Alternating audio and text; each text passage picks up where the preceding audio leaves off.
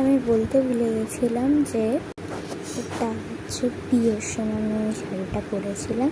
And আমার দিদির বিয়ে ছিল, তার কারণে বিশ্বাস নাহলে ঘোমটা দিতে ওটাও দিয়েছি আমি। তারাও দেখাচ্ছি তোমাদেরকে।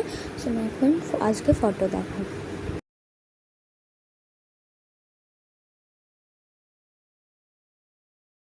এবার বিশ্বাস হলো তো?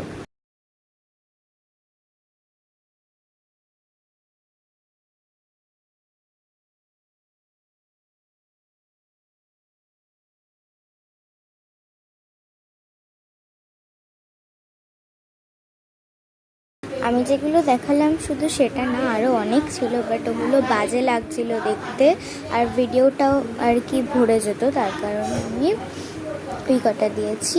ভাল লাগে একটা লাইক করো। আর তোমরা বললো মেকআপটা চেঞ্জ লাগছে, হ্যাঁ, কারণ আমি আবার টাচ আপ দিয়েছিলাম আর লেন্স পরে নিয়েছিলাম।